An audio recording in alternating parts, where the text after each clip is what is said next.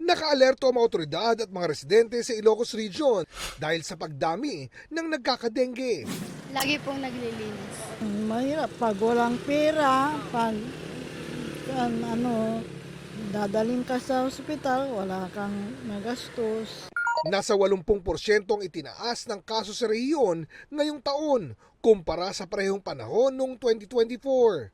Pinakamarami sa Pangasinan kung saan may 2 nang nasawi.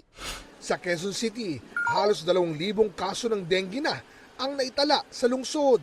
11 ang nasawi.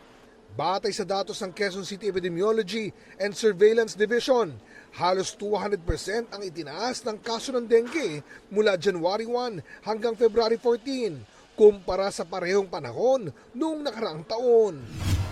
Kaya sa Tandang Sora Elementary School, hinihikayat ang mga estudyante na magsuot ng long sleeves at mahabang medyas para makaiwas na makagat ng lamok. 5 na ang naitalang nagkadengge sa naturang paaralan ngayong taon. Kasi yung lamok ba, medyo ang lipad niya ay medyo mababa. So yung nare-reach talaga ay mostly ang kinakagat ay either po yung mga arms ng bata and ating mga legs. Inirekomenda rin nila ang paggamit ng mosquito repellent. Patuloy rin ang paglilinis ng mga parent volunteer sa paligid ng paaralan. Okay lang kasi parang may protection sila. Sa akin okay naman po kasi syempre sa daming ngayon marami nang namatay mahirap na, nag-iisa lang yung anak ko. Sa kabuang tala ng Department of Health, umabot na sa halos 30,000 ang dengue case sa bansa mula January 1 hanggang February 1 ngayong taon. Pinakamarami sa 9 na lugar sa loob ng Calabarzon, Central Luzon at NCR. Meron kaming SIAM na LGU kasama na si Quezon City dun sa SIAM na yon na nakitaan natin ng pagtaas ng numbers. Dahil sa nakaalarmang bilang ng kaso, hiniling ng Empowering Networks to Defeat Dengue o End Dengue Coalition sa Pangulo na apurahin na ang paghahanap ng bakuna laban sa dengue.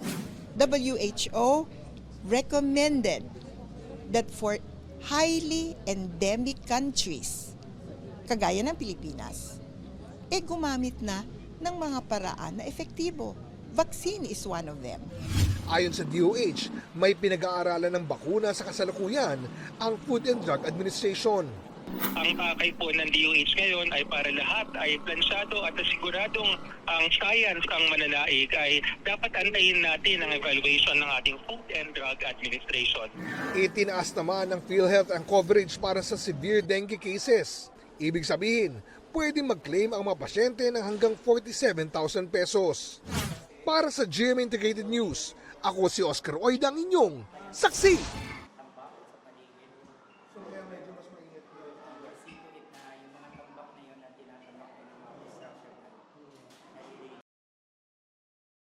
Mga kapuso, maging una sa saksi. Mag-subscribe sa GMA Integrated News sa YouTube para sa iba't ibang balita.